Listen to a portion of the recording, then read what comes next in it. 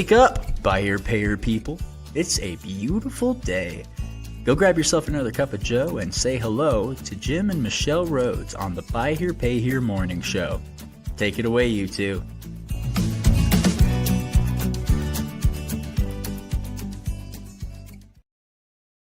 Well, good morning, everybody. Well, I'm right up in the camera. You are, I mean, you know, yeah. Good morning, everyone. I could have Happy gone to so many Friday. places. It's with that. You're right up in the camera, and it's like camera's right up your nose. Camera's right, yeah. And I was like, I could go funny, but I decided, Practice, I got to practice my timing. Show that you got a filter. Yeah, come on, now you can do it. Yes, and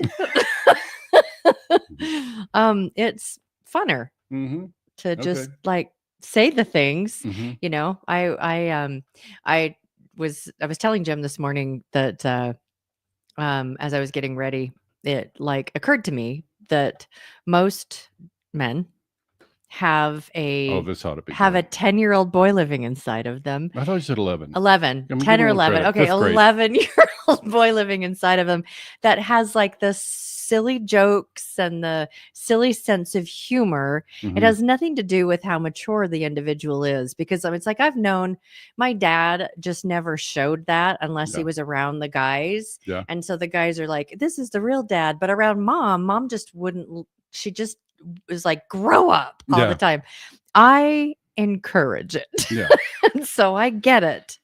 Well, all the time, you know, it's just like Jim's like, I shouldn't say it. It's like, oh gosh, I know you're going to. Yeah. And then he'll say his thing that he was thinking. And I find it enduring. This is endearing, I think. Endearing, sorry. No, it's cool. I think the 6'2", 200 plus guy in me, I just refuse to grow up. I don't know who's going to tell me I got to grow up. So, I'm not going to do it.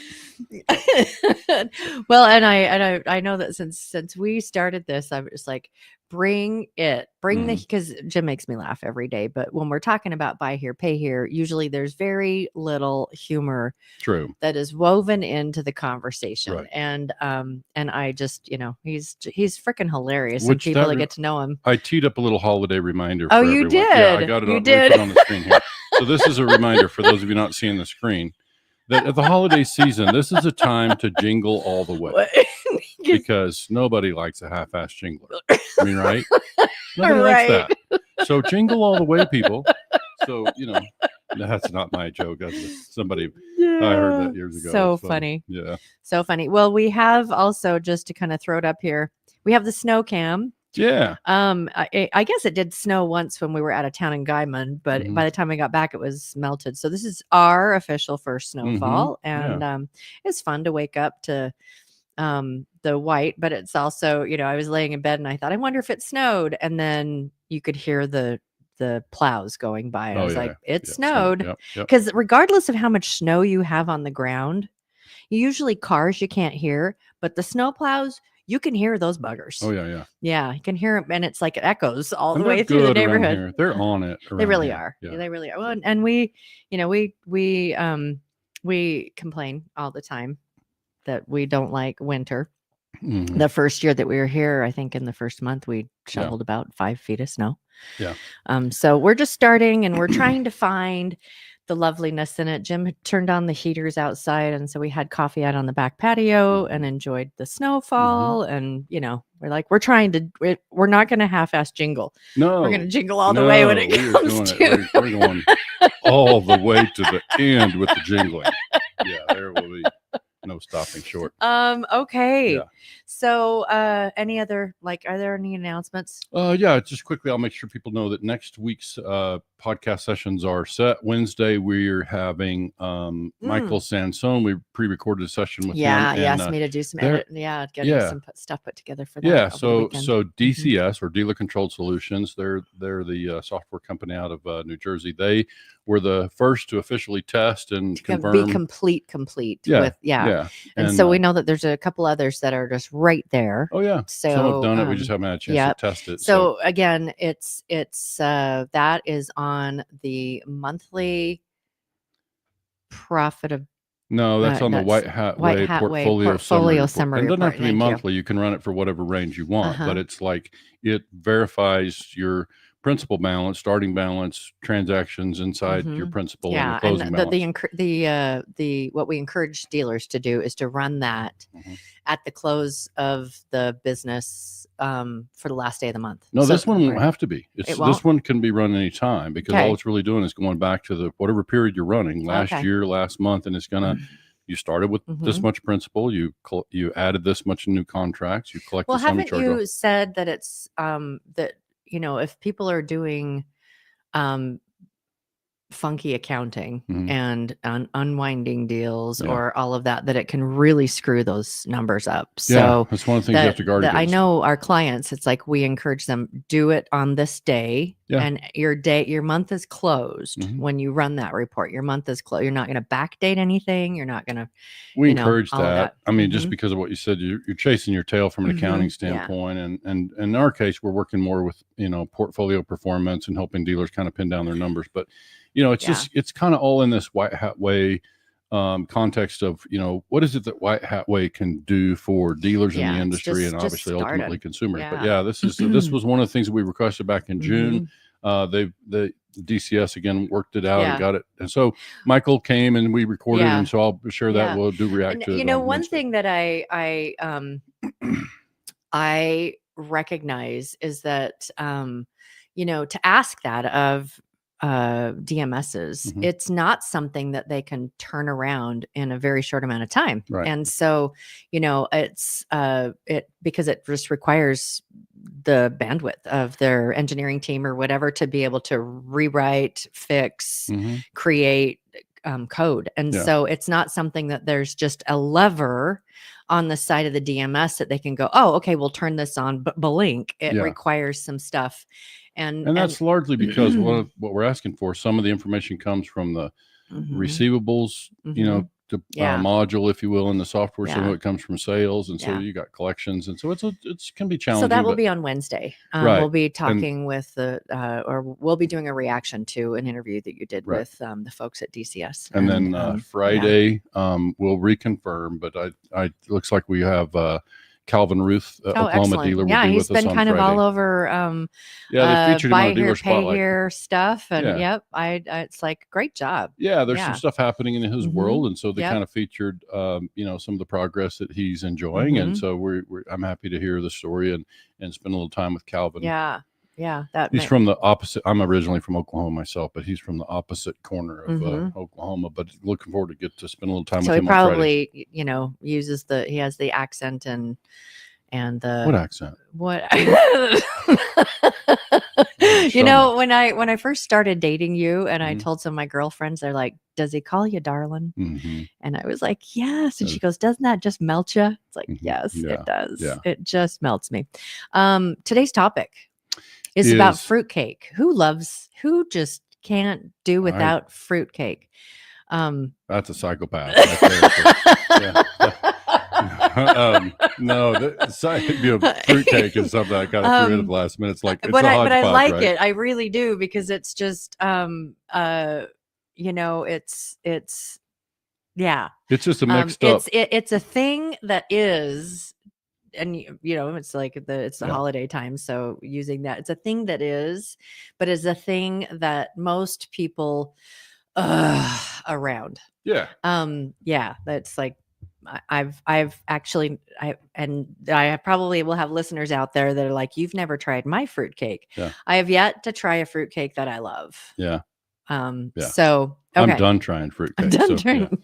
So I don't know. So, that today it was like apples versus oranges and buy here, pay here, how to fix the buy here, pay here fruitcake. And this is actually something that we've touched on at different times. And it's not an easy thing to unpack necessarily, but there is a way to do it. That we've been doing some strategy and planning and all of that. There's a way to do this. And not only can it be done, we're a big part of the way there through what we've done with V8, because you get in a V8 group and you've got dealers that are lease here, pay here. Yeah. They're on different software. They're, you know, they're always going to be degrees of separation in the way people operate. Like in just terms of business practices, you're always going to have that because, you know, even in a franchise, you can't dictate everything. And we're not franchise. These are renegade entrepreneurs. And so they can be all over the place. But what you can do is get to the place where regardless of what software anybody's on, you can run that through a filter that at least lines up the numbers. We had a real good example last night, and this one was more business practices, but I'll give you an example. We have a dealer that we've been working with now, and they're one of those dealers that we talk about that they're kind of on an island. They hadn't ever been in a 20 group. They hadn't ever had a chance to really compare. This is one of your V8 groups, yes. So they were new to the business, and they basically had some practices in their business that they didn't realize were not industry typical. And because there is no industry typical playbook, right? There's no blueprint and buy here, pay here. And so what that really prompted the thought was, you could see in the chart that when they got in the group and we provided them a little direction and they started reworking their numbers in the fourth quarter and processing repos, in that case, they were processing repos differently than what most dealers do. So now that they have started to shift that, now the numbers, you can see in the graphs where their numbers are coming into line with the rest. So you ran, this conversation it came up in V8 months ago, and they were like, why are we so off kilter with the rest of the dealers? And like you said, multiple DMSs, but it was because they didn't know any better. That's right. And they didn't know that there's a way to be able to look at dealership to dealership to dealership and compare apples to apples. Yeah. Or oranges to oranges, but not apples to oranges. And listen, we're not 100% of the way there in V8. We've made a lot of progress. We basically, and I meant to have it teed up to show you, I'll bring it back, but we have a really simple data submission form. The dealers basically submit about 22 numbers each month.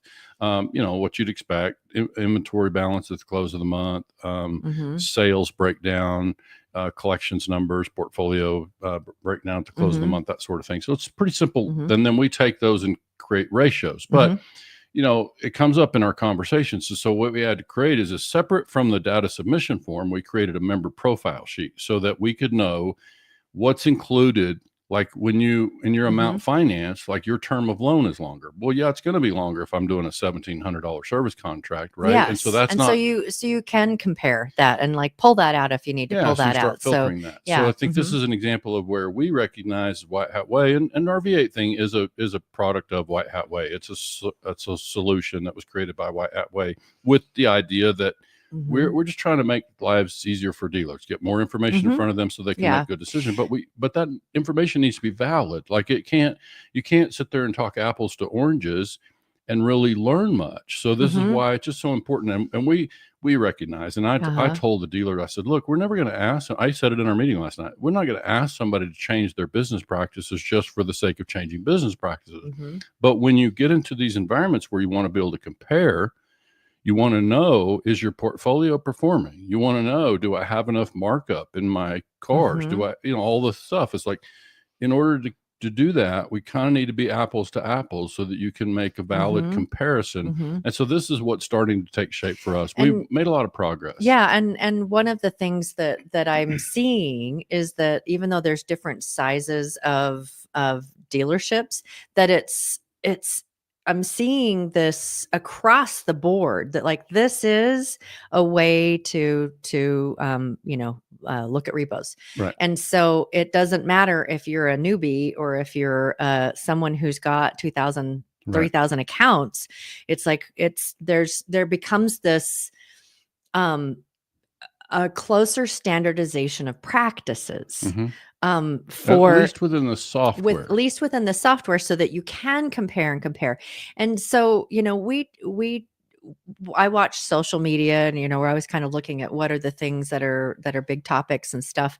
And you see a dealer pop in there and ask a question, and it's like I love when you see seasoned dealers that have been in 20 groups now, V8 groups or whatever, and they start asking the questions, right? Because it's like, well, how do you do this, and what do you do for this, and what? Because that totally changes the answer based on these things. And a lot of like your dealer that came in a few months ago and saw this massive that they tweaked a few things, and now it's coming into this thing where you can see how you really are apples to apples. And so how's my apple doing compared to your apple? Right. And it's a very powerful thing as a business owner to be able to to know that. And there's so many dealers out there that we talk to all the time, sure, that they have been a lone island. And this is one of the beautiful things that we have a really great opportunity to do. We refer to Golden 500. Then there's the Silver 5,000, and then there's the Bronze 10,000. And so that like encompasses about the amount of people that are in the buy here, pay here industry. Right. The Golden 500, these are the ones that have been in and out of dealer 20 groups. They attend the conferences, they do the stuff, active on social media. And so they, for a lot of them, already kind of know this stuff. Well, there's still 500 compared to 15,000. Yeah. There's a lot of people out there that don't. Well, and when you say the 500 that know this stuff, they only know as good as the data is. Like the data is just not stacked up in my experience. Now, Brent Carmichael's on his way into the chair of director of education over at NCM. Looking forward to that. Yeah. Obviously, Brent and NCM have done a ton of work, and I know that Brent's, got a lot of integrity in the data they've done with NCM. So I'm not suggesting that there's not good data. It's just that it's been a struggle in our industry all along. And when we stepped into V8, I knew kind of what to expect and what we were up against. And I purposefully kept it very simple, just metrics that we could all agree were valid, useful numbers. And that's been good. I just think it's helped illustrate that, and while the dealers in our V8 groups have been patient about that whole thing, we do have some numbers that are relevant and valid, and so I think we're being careful to only present stuff that we can have confidence in. Of course, the validate part is something that we're doing, that we just said you're not going to get meeting access unless we have received not only your data, but validation of that data, which really just means backup reports, source reports they have to send us or grant us DMS access. So that's step one, so that we can see for ourselves what's happening. Because when you look at the quick example I think I gave you this morning, and I touched on it just now, is like when you look at a dealer and you say, well, gosh, your APR is the same, your down payment's the same, your selling price is the same. Why is your term of loan longer? Well, I got a $700 doc fee, or I got a service contract on mine that you don't have. And so these are the kind of things that you have to be able to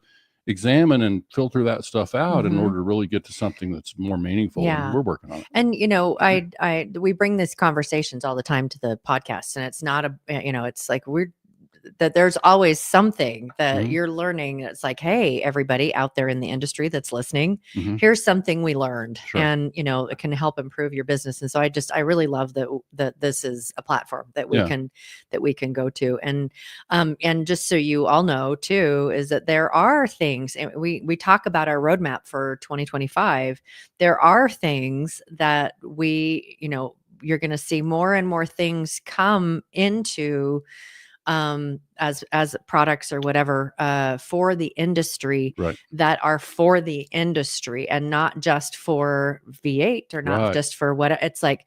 This is going to help everybody, and and so there's some we just a couple of days ago started talking about one product that we haven't wireframed. There's so much stuff that we've already got wireframed. It's like, this is how it works and all of that. But there's one that we haven't really wireframed yet, but it's like, it is something that is so on a big thing that may not be for 2025, but it may be for 2026. I think it's 25, but it's like, we definitely have a game plan around that. And as you said, it's not something it's meant to be exclusive. Like we're building it in a way, when you build it with that in mind, then, you can make it available to others, because you do want to make the job easier. I say it all the time. My dealers have heard us say it in V8. I talk about it on the podcast. It's like, I think dealers in buy here, pay here have a really difficult job. I've been there. Like, I was a dealer myself for a long time, and I managed dealerships before that. And so